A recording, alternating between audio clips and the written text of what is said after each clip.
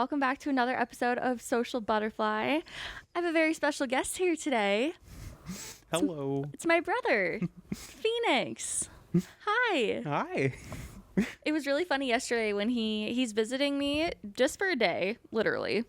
When you told me when you had time off, you're like, I have 5 p.m. on Wednesday to noon on Friday. I'm like, so Thursday. You have Thursday off. I work a lot in like the hour by hour, so I was like, well, I have this time for travel, and then I have this time where I have to travel back, so let's just give the whole range. But you haven't been here for a while. I haven't been to this house specifically at all. Oh, yeah. You've never been to our house. No. You haven't been here to visit me.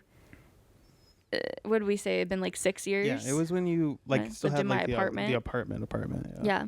So last night when we were talking about like what we were gonna do today, because I took a half day of work to hang out with him, obviously, and he was like, if we wanted to, or if you needed to record a podcast episode, I guess we could do that. I'm like, oh, would you like to be on the podcast? Finger poking, like, can we do a podcast? If you need to do a podcast, I guess I can do it.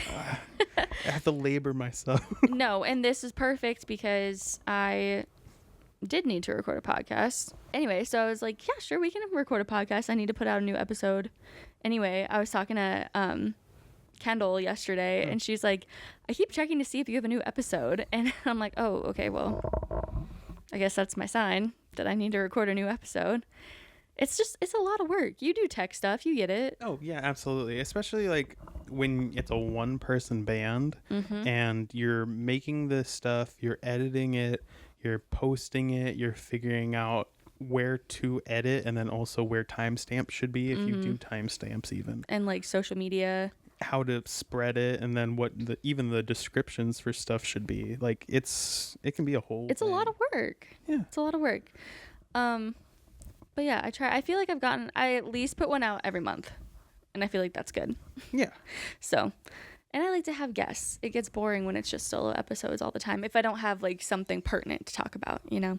I think you talked about that on one of your first podcasts of like you said, it's a lot more interactive and a lot more free flowy when it's with someone else. But then also you're not doing this to put it out on like a daily basis. You're doing this when you want to or when you need to. So. Yeah, exactly. You listen to my episodes? Oh, yeah. Thanks. Absolutely. Okay, before we get into top 5 things, so Phoenix is my little brother. He is 4 years younger than me, so we were never in school at the same time. Kindergarten and 4th grade. Right. It was elementary school. Oh, yeah, because by the time you got into kindergarten, it was in the same building. Yeah, West Elementary shared an entire building. When I was in kindergarten, it was in a different building. So old. Was it Red Robin? Yeah. Little Red. Little Red, yeah. Yeah. So, yeah, just far enough apart. And we're close. I think we've gotten closer as we've gotten older. We used to fight a lot when we were little. I'd chalk that up to us being 4 years apart and not being like part of like the same quote unquote generation, but more of like the things we were into. Yeah. There really wasn't an overlap a lot when it was like an 8-year-old boy and then like 12-year-old. 12-year-old.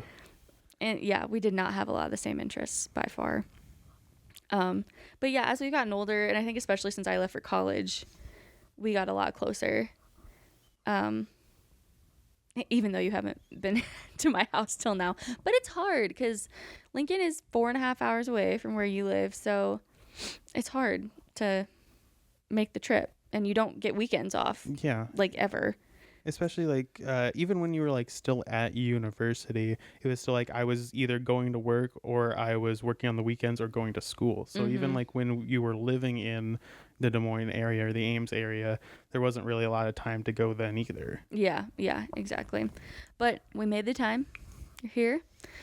So I start all these episodes with doing my top 5 current favorite things.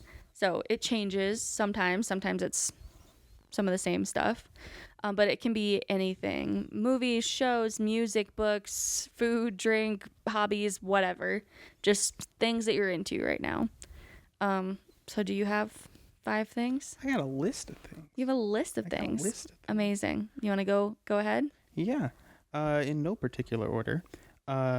Camino and pilgrimages, cybersecurity, my home server that I run, quantum computing, my sourdoughs, my sourdough starters, Umu Musume, which is a show / a game, my Amstrad PPC 512, That's more than 5 things. and candles. And candles. And candles. I thought of candles like 5 seconds ago when you were, or 5 minutes ago when you were doing stuff, and I was like, it smells really nice in here. It's like the sandal and patchouli, I think. Mm-hmm. Yeah. Well, okay, that was more than 5 things, but I'll let it slide. I'll let it slide. A lot of those, I guess, do you want to talk about really quick what you're majoring in college so people know why you're into so many nerdy things? Yeah. Do you want like the full laundry list? Or? Yeah. Okay. The full laundry list of things that I am currently doing is a bachelor's degree in computer science, and then I'm getting a minor in mathematics, and that's applied mathematics, not theoretical. And then it's a big difference. Sure. It's annoying. Sure. And then I'm specializing in software engineering. And then I'm additionally getting 2 certificates, one in cybersecurity, and then also upon graduation, I'm getting another certificate in software development. Wow. I wanted it to be another minor in quantum computing, but we're flagshipping those classes this semester and next semester, so I wouldn't be able to get all of them under my belt by the time I graduated. So I wanted to add more, but they wouldn't let me. I don't know how you do it. I don't know how you do it, but you're so smart. And I'm so proud of you for doing all of that. Thank you. It's crazy. I had a lot to live up to. You did really well for yourself, and you did a lot while you were in school too. So I was like, I gotta do stuff to measure up to that too. I didn't do that much. Girl, you were in a sorority, and you did so much for that sorority.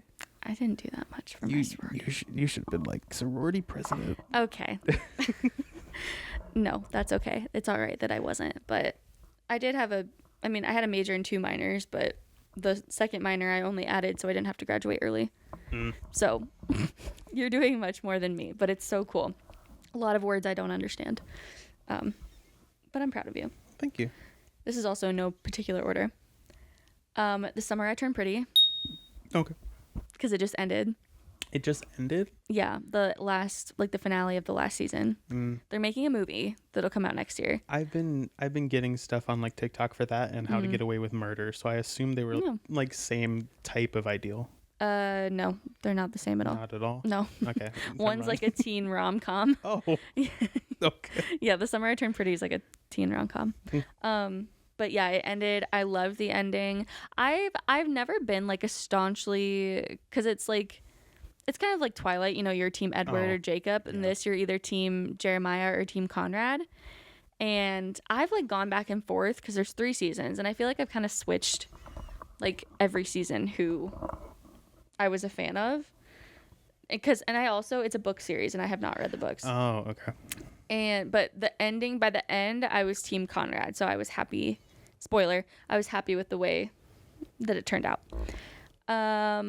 You were also, I'm sorry to interrupt your thing, but you were also like into Twilight. Did you also hop in between Jacob and Edward, or were you firmly A or B? I was always team Jacob. Okay.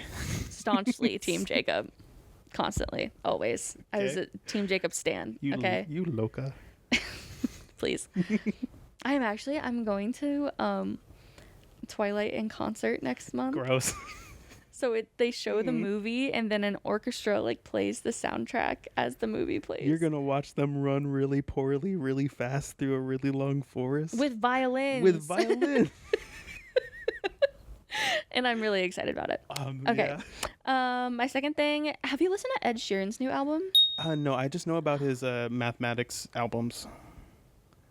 Addition equals multiplications. Yeah. So this one's Play. Okay. And it just came out like a couple weeks ago, and it is so good.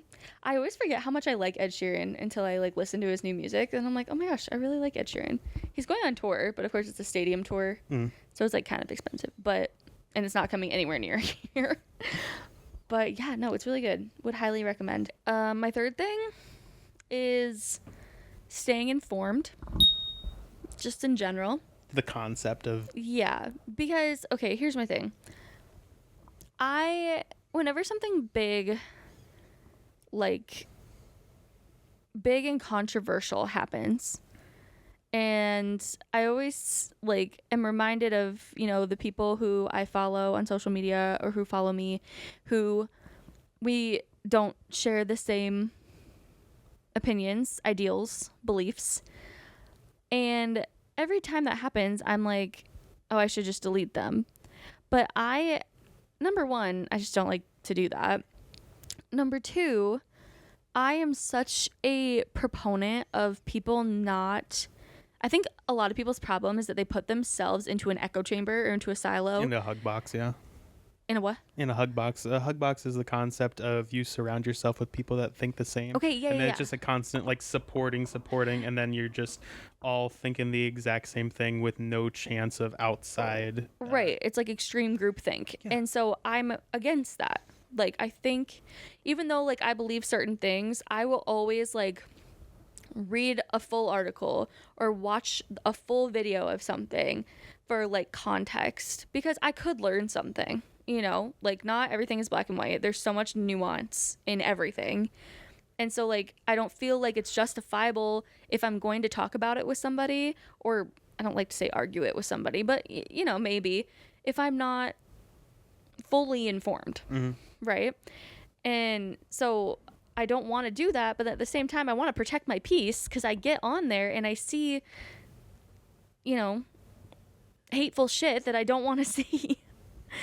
And it makes me anxious. It makes me really anxious. Like, the other week, I was so anxious being online, but I feel like I like, when I'm like that, I almost have to doom scroll. I don't know. So really into staying informed, you know, taking when people post something that is opposite of my opinion, instead of being like, what the fuck? Why would they think that? How could they think that? Whatever. It's more so I'll read the article, you know, at least I'm getting informed from another viewpoint rather than just seeing a bunch of people who think the same thing as me. So, really into staying informed. Okay, fourth thing, Dancing with the Stars. Hard left. Dancing with the Stars. Thrilled. I know some of it because obviously I'm a very big fan of Robert. He does, like, he's pretty much what his father is. He's conservationist, environmentalist. He works hard. He does a lot of work at the zoo. Just the fact that he's on Dancing with the Stars, I think, is one of the major, like, pulling points draws for bringing people in. Well, they've just been casting younger people in general for like the last 3 or 4 seasons, because you remember Nana used to watch it all the time, like religiously, and we would watch it with her sometimes, because Tuesday nights were the nights that mom had to work late, and so we would be there and watch it with her. But like 3 or 4 seasons ago, when they had like Charlie D'Amelio on, and like Gabby Windey and Shangela, Wayne Brady, all these huge people, I feel like the audience started to get drawn back in, and I feel like it's just been growing and growing. And then like this year they have, you know, the 2 gals from Secret Lives of Mormon Wives. They have Alex Earl. I don't know if you know who that is. No, she's an influencer. I know Robert. Like a really big influencer. They have Robert Irwin. They have Jordan Childs, Olympic gymnast. They have a lot of people that are drawing in a younger audience. And I saw someone say, like, maybe it's not that it's a younger audience. Maybe we're just old enough to be the demographic. I'm like, no. Because it used to be like a middle-aged woman show. I am not middle-aged. I am in my late 20s, okay? So they're drawing in a younger demographic, and I'm sticking to that. Okay. But I'm really excited this season. There's only been 2 episodes so far. It's really good. And it's just really fun seeing on TikTok, too, like, people being into it. Yeah. Because for so long, like, I've been watching it kind of on my own. So, I mean, I would talk to my friend Tina about it, because she still watched it. And she's watching it because she loves the Irwins. Bindi was on it, like, I think a couple of seasons ago. Like 10 years ago, and she won. Oh, she did win. Yeah, with Derek Huff. Oh. Yeah. As much as I know about Dancing with the Stars. But did you see the first episode where Robert came out and he did like a hard slide and everyone was Oh yeah, it was a crazy good first dance. It was really good. Everyone A lot else of the people on there are really good dancers. I was gonna say, like, everyone else did very well. There was a couple of them where they were critiquing, like, the woman was doing more and the guy was just trying to be like the stable one, but it kind of pulled all the scores back when he wasn't giving it his all. Yeah. But then, like, everyone did pretty well. You'll have that when you have like older guys that are on there. They can't do as much, and so their female partner will do a lot, so it makes the dance still interesting, but like they're not doing a lot. But yeah, no, it's a really good season. If you're not watching, highly recommend. And it's on Disney Plus, so you can watch it anytime. Like, you don't have to watch it live. You can. I do. I love live television, but you don't have to. Okay, last thing. My last thing, maple lattes. I know when fall comes around, like, pumpkin is the flavor, right? Maple is slept on. And I drink it all year round, but like especially in fall, like either so Trader Joe's used to have this like maple oat milk. It has not been out the last like 3 times I have gone, which is upsetting. But they do have a salted maple like cold foam. Okay. And I do have that. But what I'll do is I put a little maple syrup in the cup with a sprinkle of sea salt, and then I brew my espresso over that. And then I'll just like, sometimes I'll just add oat milk and leave it like that. Or sometimes I'll add cinnamon and that other cold foam. But maple lattes, they're so slept on for fall. I was going to say, I was going to say, how were you going to get the maple part in there? Was it going to be like a powder? Or if you're going with straight maple syrup, do you have to balance out that sweetness? But if you're just pumping only espresso in there, the bitter espresso, that probably balances it out pretty well. Yeah. No, it balances out. And I don't put a ton of maple syrup in there. But I always do a double shot of espresso. Like my pods are double shots. Yeah. So yeah, I just don't do a ton of syrup in it. But yeah, then the espresso balances it out. But so good. Love maple. Very yummy. Anyway, those are my top 5 things. Awesome. Okay, you have something big that we need to talk about. Yeah. That you did in June. Yep, June and July. Tell me about it. For about a year, so about 2024, about mid 2024, I watched the movie The Way, which was in like 2010, and it was about a man who went overseas to Spain, got his son's remains. Okay, I heard about this movie. Yes. So the whole synopsis is son is estranged from dad, and son goes on the Camino de Santiago. Son dies like 2 days into the walk. How'd he die? It's one of those like off screen. It's assumed he either fell off the mountain on the first day, which is highly possible on the actual route, or he was in the middle of a storm and he got struck by lightning and died that way. Oh, okay. So they have it very off screen. He died. Okay, he died. They get his ashes, his remains. The father comes and collects him, and the father decides that he wants to walk the way spiritually with his son. And so he walks the entire way, gets friends along the way, spreads his ashes on landmarks, on posts, on signs along the way, and then they complete the Santiago, and it's a big happy story. You have climax, fall, danger in the middle, ABC. But that's the entire way. walk. The Way. 2010 specifically. So that was that. I saw that movie, and I was really like, I want to do that too. So then for about the year afterwards, I was training, I was walking, doing longer distances each day to get my feet used to it, because the average walk for each day is about 15 to 25 miles. That's insane. And if you want to But you've already been like doing long walks, because you would do like it was where you had like walked across Greece or something like that, like virtually, right? Yes. I had been doing virtual walks like that for years. Yes, for a long time. I got a lot of those. There was even one that was the virtual walk from the Shire to Mordor and Lord of the Rings. Okay. I saw that blank look. Yeah, I was like, I should know what this is, but I don't. Okay. But yeah, I really need to watch that. It's very good. I know. And so the walk is about in American units, it's about 500 miles in. Wow. I have the plaques outside. I have the actual papers. I never took them out of my car from when I was. Take them out of your car. Well, I was doing a sermon for Mom on Sunday. Oh, that's right. She told me about that. So I have them still in my car. Yeah. Okay. And so it's about a little over 800 kilometers, but about like 500 miles. Wow. And so it is starting in France. It's going up and over the Pyrenees in one day. The first day is going up and over the mountains. Oh. It's fine. Casual. It's fun. Okay. Yeah. And then across the entire length of Spain to the ocean, basically. There's like a day's walk to the ocean or so. And that's in Santiago. Okay, so you get a certificate. Yes. And those certificates are just, they were the ancient way of saying, yes, this person did in fact do this thing that he said. Like any kind of like award or merit would be like, this person did what they said that they were doing. Right.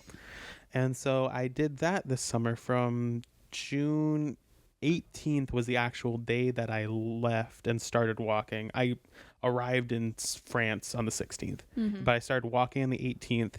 And then I got to Santiago, I think the 21st or the 22nd of July. And then I stayed there for the 25th of July, was the St. James Day. And then we left on the 26th. Because that's like what the pilgrimage is, right? Is the St. James, like... Celebrating St. James, yes. The way is the way, supposedly, of the way that the pilgrims or the disciples of St. James took his body back to his resting grounds when he was killed. Gotcha. So they took his body, and that's the way that they went in order to get him back to his final resting place in Galicia. So Galicia. it was like 40 days. Yes. Did you only do it because you saw the movie and thought it'd be cool, or there was like a spiritual reason you wanted to do it, right? Yes, I did it also for spiritual reasons, getting closer to my faith, being able to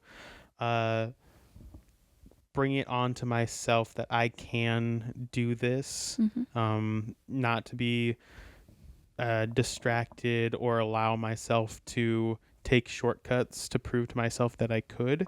But yeah, spiritually, to get closer to the religious aspects of the walk was one of the bigger things that I did this for. And you made friends. Yes. What were some of the other reasons that people were doing it for, or were most people doing it for the spiritual aspect? There were some of them that weren't Christian. There were some of them that were like from Japan, so they were either Shinto or they were Buddhist. There were some people that were from China, so she was specifically Tao. There were some of them that were retired, and so they were doing it just because they had the time and they had the capability of doing so. Some people that I'm retired, I have a lot of time, let me go walk across Spain real quick. Yeah, there were legitimately 76-year-olds on the path that were doing it with their grandkids that were like 20. That's crazy. So good for them. The youngest person there was the youngest walker, the people that were actually walking, the youngest one there was 16. Wow. Younger than that with their parents was a 7-year-old. But they weren't actually like walking, because you're not going to have your 7-year-old walk 500 miles across Spain. Right. They were taking transportation and whatnot. Gotcha. To not like wear out their kid. Yeah. But yeah, the youngest one that was like legitimately walking was like 16, 17. Wow. And the older one, like I said, was in their 70s.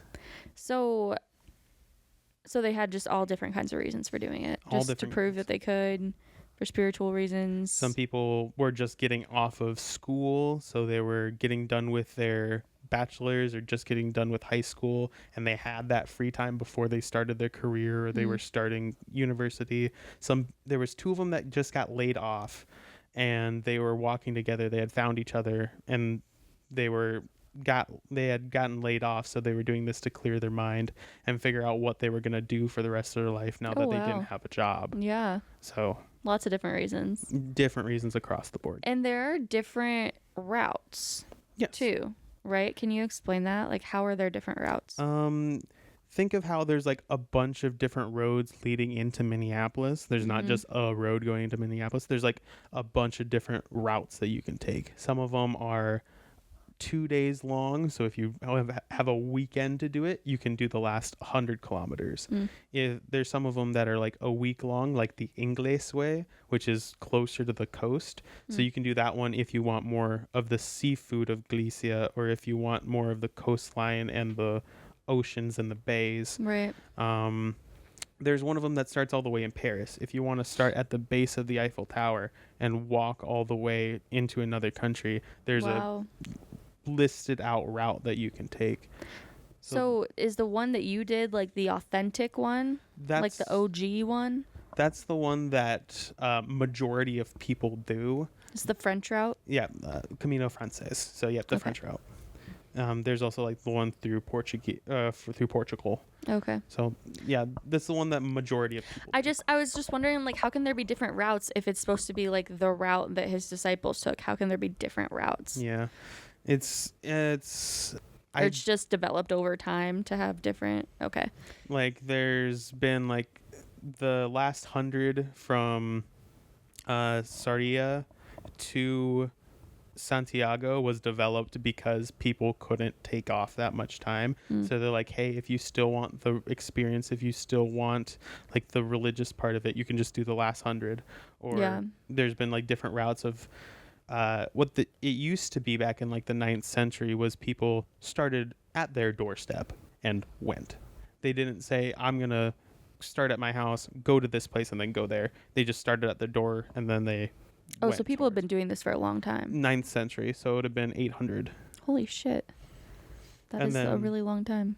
And then it got like finalized into actual routes sometime, I think in like the 13th century with like kings and like the royal, like the Holy Roman Empire was like, we need to make actual routes for this because people are just walking. There's just random people every which way and it's not safe. And were they doing it back then for like religious reasons too? Gotcha. UNICECO, right? No. UNICECO is a group of people around the world and a organization around the world that sections off like parks, or they section off like statues or monuments or paths to be World Heritage centers. So like you can't mess with this land, you can't mess with this statue. It's an important part of the world's heritage. Gotcha. And there are 2 pilgrimages on UNICECO's protection list, which is the Camino de Santiago and then the Camino Kaido, which is in Japan. And that's the next one you want to do? Yes. And is that one religious too? That one is also connected. It's the sister to the Camino only because they're both the only pilgrimages protected by UNICECO. But it's more along the Buddhist alignment. Gotcha. With like Shingon Buddhism. And then also the other one that I want to do is the Shikoku pathway, which is around the 4th largest island in Japan. Okay, so more walking in your future. Yeah. I feel like, I understand the concept for like creating the weekend one so that more people can experience it.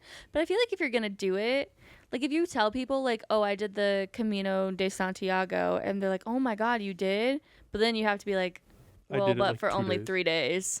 Like, I feel like if you're going to do it, you might as well send it and do it. And is the route that you took the longest one? No, there are, like I said, people can start at the Eiffel Tower. Oh, people can start right, from because you their started door. in like the south of France. Yes, it was in Saint-Jean, a Pied-de-Port, and that's right at the base of the Pyrenees.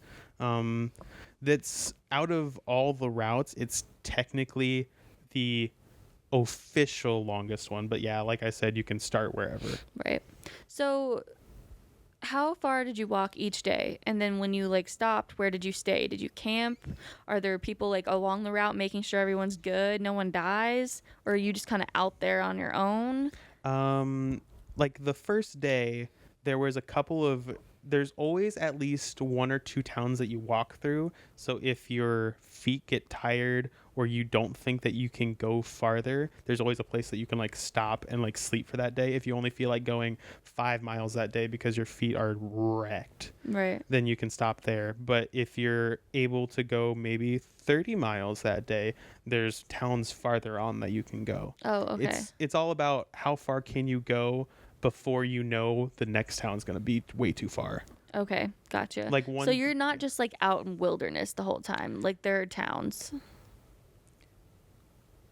I'd say think of it, you're walking from Emmitsburg to Spencer. This is not like a town like every 3 minutes. This is a town like every 4 hours of walking, or maybe every 2 to 3 hours worth of walking. Gotcha. So in between is walking through forests, undeveloped forests, so there's no like pathways some of the times, walking through fields of flowers, so maybe the actual path is like this close to you, so there's not even like room for another person to stand next to you. It's just wheat, flowers, vines, brambles, and it's you right here and your sticks to push through so you don't get like whacked in the face. Oh wow. But there is a path. There is a path, yes. Okay. So like you're not going to get lost. No, there's like milestones and marking stones pretty liberally put throughout so you don't get lost unless you're specifically not paying attention. Right. So you're pretty good. So did you camp at all, or were you like staying in a hostel, hotel, whatever? We stayed in albergues, which are like hostels, pretty much every night. There was one night that I did want to camp out, but it was getting really cold, so I was like, I didn't have like a tent or anything. I was gonna say, you didn't take a tent, did you? Mm-mm. Do people take tents? There was a couple of people that took tents throughout the way. A guy that I met first day, his name was Jacques. He's from France. Of course it was. His name, man. His parents named him that. But he was camping. He was doing the route in reverse. Oh. So that's also an option that you can do for funsies. Which is a lot harder because all the markings are for one way, not the reverse. So you stayed places each time. Can you do it any time of year? Yeah, it's think of our temperature climate like Missouri temperatures, but there's no humidity during the summer. Okay. So it will get pretty closed off during the winter. You can still walk. Yeah. There's probably not going to be as much places that are open. Right.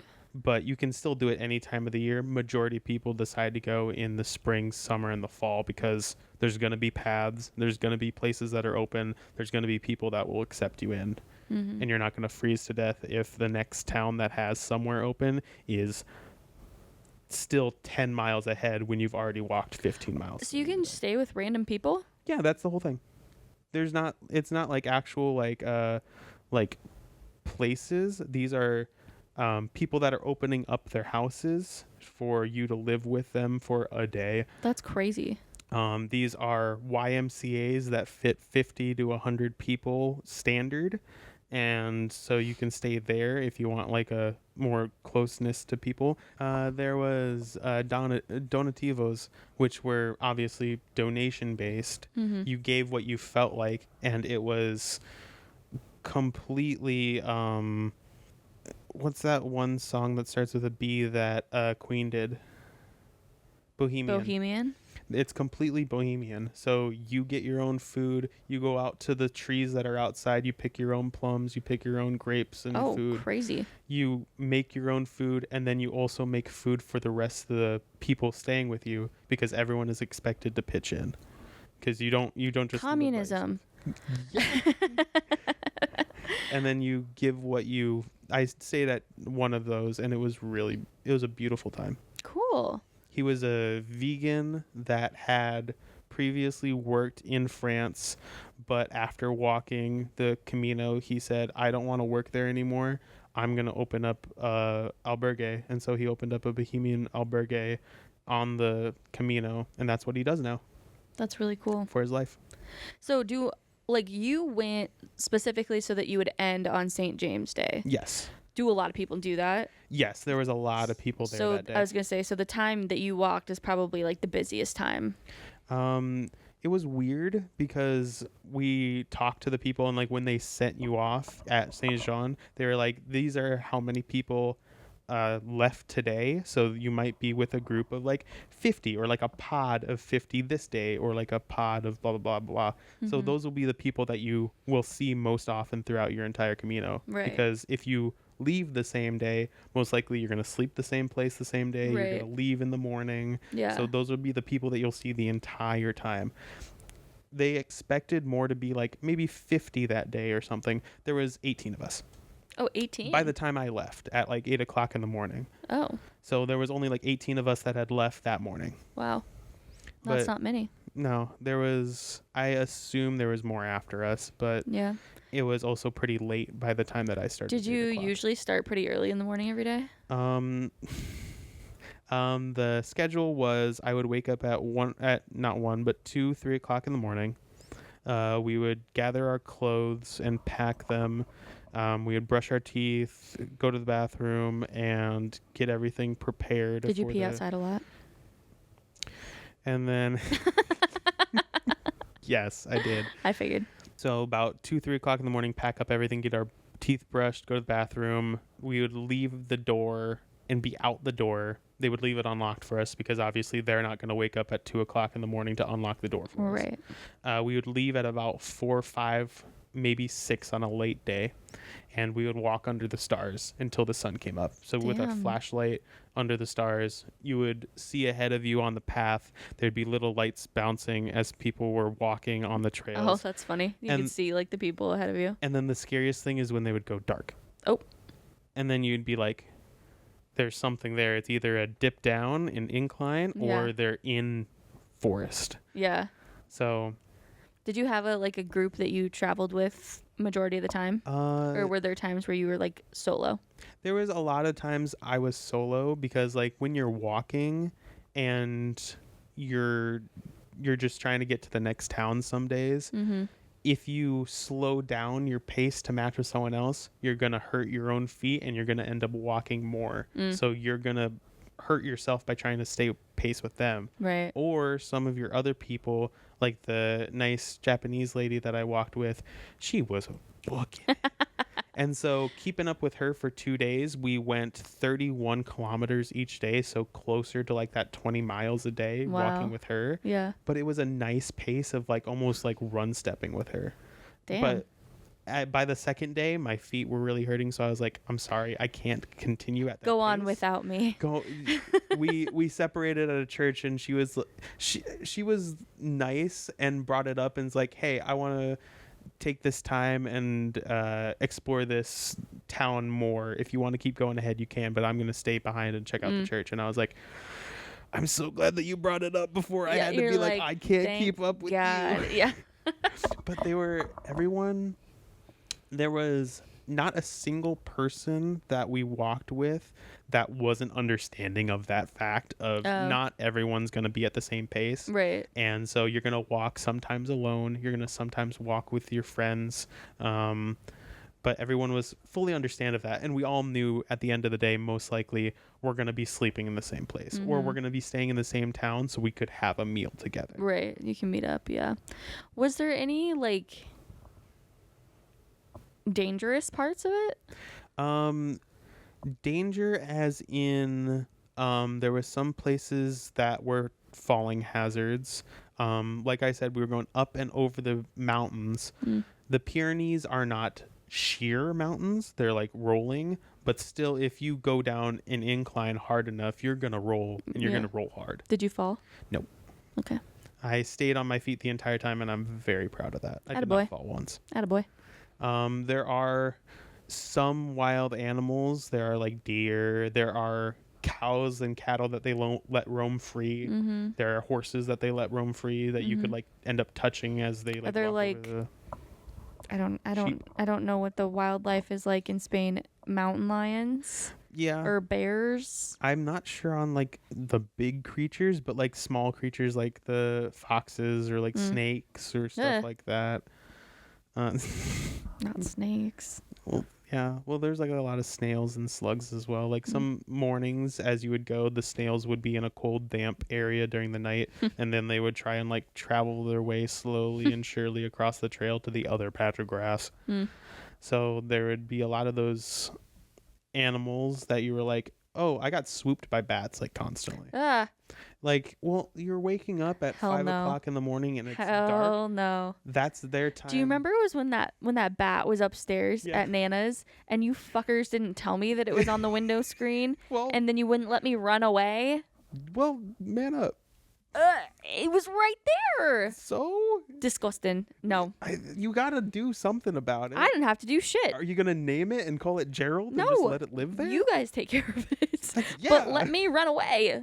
But yeah, it was during the last part of it because at 5, 6 o'clock in the morning, that's when they're awake and that's when bugs are the most active. And so they would maybe be, as you're walking through the forest, a bat that swoops this close to you and you could feel the air as it passed through you, because when they're doing echolocation, they're not constantly pinging you. So they're like, oh, he's right here, when you actually are like that far ahead from where you walked.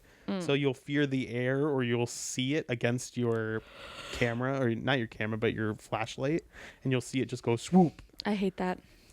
I really hate that. And the bugs are attracted to the carbon dioxide that comes out of your mouth. So the bugs are swarming right here. And so where's the bat going to be? Right here. Gross. Did you get a lot of mosquito bites or no? No. Because it's not as humid. Not exactly. The thing that I realized that I'm still allergic to grapes and raisins. Did you think that just goes away? It pretty much did for the first 21 days of drinking wine with every meal. Oh my God. It was... Well, not you going into anaphylactic shock on the Camino. Well, I almost... Okay, so the story is... They have amazing wine there. They have cheap wine there because they make bread as one of the resources. They make wine because they're pretty close to Italy. Yeah. So you can get... Well, I mean, Spain and France are also very well known for their wine. Yeah. So you can get quality, like, wine. You can get quality wine that's maybe like 10, 15 years old, and you would expect it here to be like maybe 20 to 30 bucks, like an expensive bottle of wine. You can get it for $5. Oh, that's crazy. You can get quality wine for cheap, for under $10, and it's good. Okay, but why were you drinking it? Because I could. You couldn't, though. It was, well, for 21 days, I didn't. Okay, so what happened when you figured out that you couldn't? After like the 21st on like 22nd day, I woke up and I was getting hives it was right at the edge of here, at the edge of my pants, because this was an outfit that I would wear. Mm-hmm. And it was right. Did you wear it today for authenticity? Yeah. It was. Show like your tan line. Oh, it's like a hard. It's so bad. It's like caramel nougat. And then he sent me a picture chocolate. when he was there, and he's so tan. It's fading a little now, but he's so tan. There's some of them that's there. That's. Oh yeah. It's even worse on my pants. Oh, I bet. Okay, so you started getting hives. I started getting hives, and it was at the corner of my clothes. So I was like, maybe it's just like the detergent I use at the last place, because I didn't carry like soap or anything. Right. I just used whatever soap they had. So I was like, Brianna gets hives if she uses the wrong conditioner or whatnot. Mm-hmm. Maybe I'm developing that too. But I called mom. Instead of this allergy I've had for my 25 years of life, maybe I'm developing the same one as my sister randomly. You never know. Logic. Okay. And then I called mom and I was like, yo, what did hives look like when I was a kid? And I drank milk that one time. She didn't tell me this. And she was like... Drank grape juice. No, I had like milk the one time and I developed like similar hives. Oh. It reacts similar to both. Oh, interesting. Okay. But I was like, how did the hives appear? Where did they appear? And she was like, that's most likely what it is. It's hives. Yeah. You need to take... Did you tell her that you had been drinking wine? Yeah, I told her. Was she like, you idiot?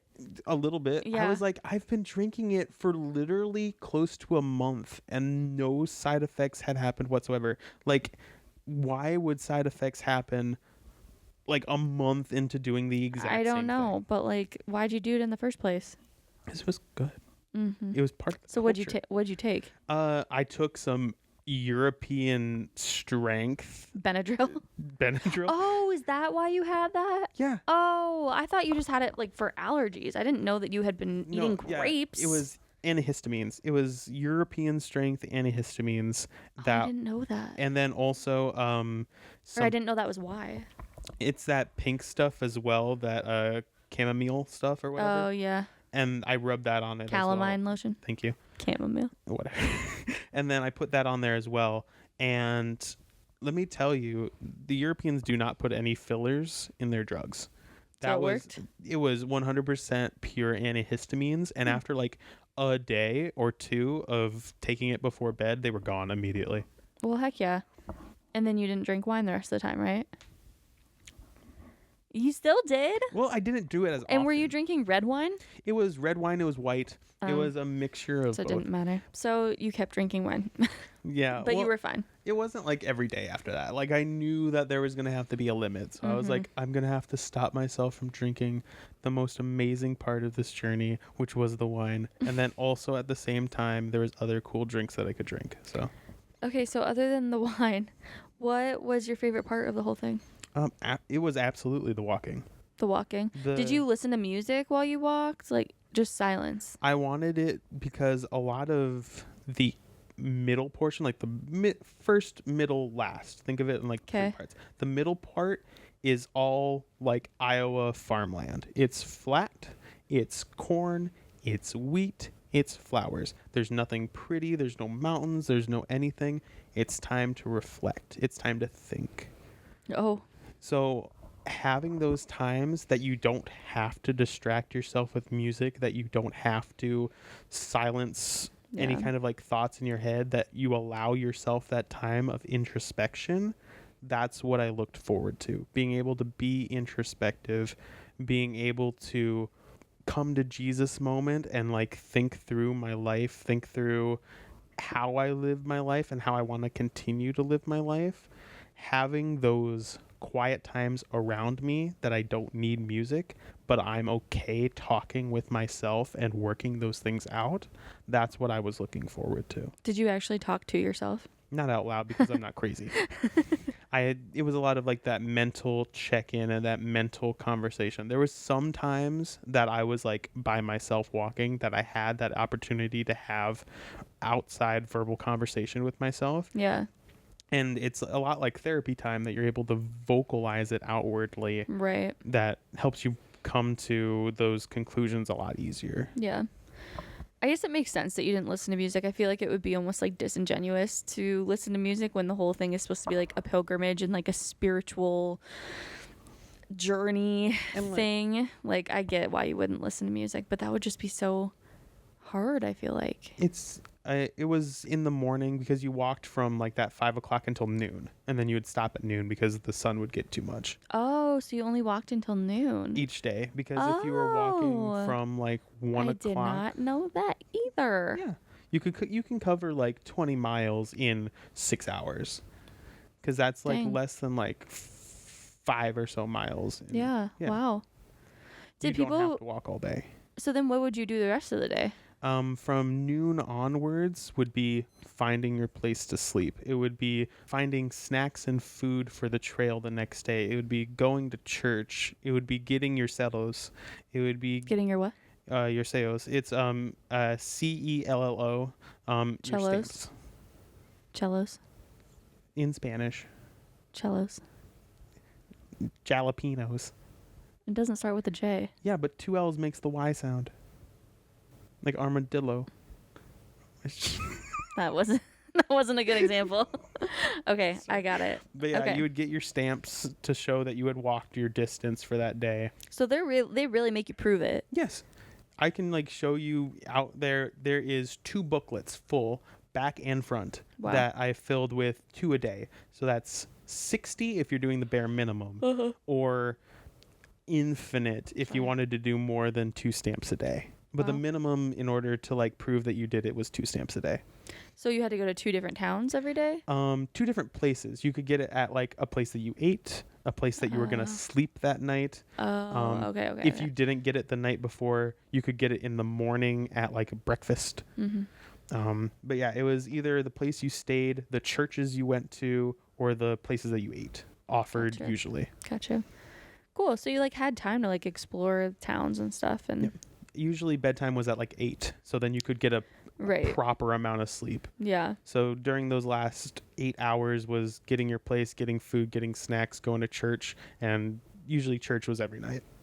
So being on that schedule and in a different time zone, was it hard to adjust back once you got back? Oh, absolutely. Like the first like week of working, if I was like working a night shift, like my night shift at my work usually ends at like 10:30, 11. Mm-hmm. So being awake an extra 3 hours than what my body is screaming at me like you need to be at bed now because you need to wake up early.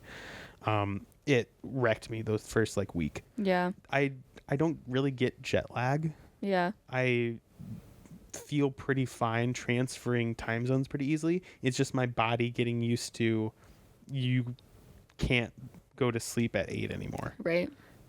Yeah. No, that's totally fair. I didn't think that the time zone switch going to Europe was bad, but I thought coming back it kicked my ass just for a couple days because I didn't go through a whole routine change like you did. Because by then it's routine, right? Because don't they say if you do a routine for like, what is it, like 21 days, then it's habit?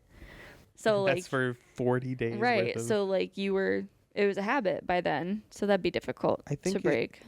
I think it was also a thing of like our flights were from Santiago to Germany to Chicago, and then Chicago to Minneapolis. I didn't sleep in Germany at all except for an hour. So my body was like, okay, something's wrong, something's changing, something needs to be changed. Yeah. And my body was just panicking during those flights over. Mm-hmm. So I think that also helped a little bit of my body was already realizing on those flights instead of sleeping at a normal time. It's like Right. something needs to change. Something happens. Yeah. So you had slowly had to adjust back, I guess, right? Yep. I guess what would you say to, or I guess what are you most proud of yourself for through that whole thing? That I did it all on foot. I didn't take a bus. I didn't bike it. I didn't take any transportation. That it was all me walking from start to end. That I was able to do it on foot without cheating the entire way. Mm-hmm. The making sure and telling myself that I could do it. Yeah. No, that's huge. What is it like? What do you feel has changed about yourself since you did it, if anything? Doing like a self check-in, being more centered, Mm-hmm. being more aware of what I'm feeling when I'm feeling it. Even like in the moment, I'm able to take those like Camino thoughts and be like, okay, step back in the middle of this conversation. Yeah. What am I feeling and why am I feeling this? Yeah.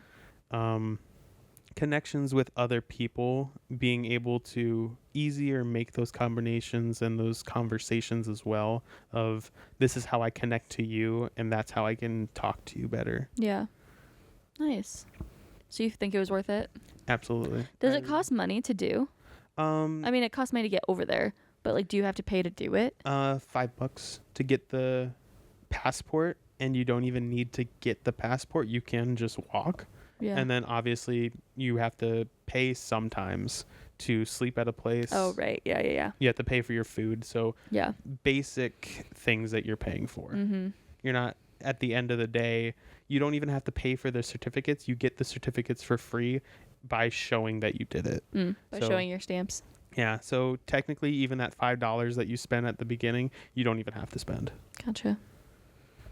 What would you say to someone who is wanting to do it? Do you have any like tips?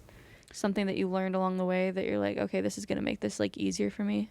The things that I can say would be like the things that I know would hold people back, because a lot of people say, I don't have time to train. You don't need to train. A 70-something-year-old is doing this, and they definitely are going to have it worse than you, but they're still doing it. Right. There was people that were very skinny. There were people that were very big. They probably didn't train as hard or wanted to train, but they're still there. They're doing it. Yeah. So the excuse of I don't have time to train, you don't have to train. You can just go do it. Or I don't have time, like we were talking about earlier. There are some of them that you can do for a day. Mm-hmm. And I don't mean to discredit those ones. Like, those still count. I know that. But I mean, you full sent it. Yeah. It also, I feel like, I mean, like, the people being retired doing it makes a lot of sense, because, like, what other jobs can you get 40 days off without having to take, like, without, like, FMLA or something? Like, leave, like, actual leave. The Japanese lady specifically was she's in her 50s, but she looks really young, and she's like takes well care of herself. She was using this time as like I think it's not like paid time off, but it's like sort of like a academic leave. Like, you need to leave in order to better yourself. Oh, like sabbatical. Sabbatical. Gotcha. Well, cool, dude. Yeah. I'm proud of you for doing it. I'm glad that you're proud of yourself. Last thing. Sorry, is there more? I would like to talk about you. No, we don't talk about me. Yes, why don't we talk about you? Because I talk about me when I do my solo episodes, but when I have a guest on, we talk about you. Well, I think you're important too. Well, thank you so much. We need to acknowledge you and the things that you're doing in your day-to-day life that are important. Because you're important. So much, but I talk about that on my solo episodes, and we've already talked for an hour. So, last thing, what do you have a moment that you think is like your butterfly effect moment? Probably there was one time in 6th grade. There was a project that we had to do that was what would your future career be? And I picked game designer.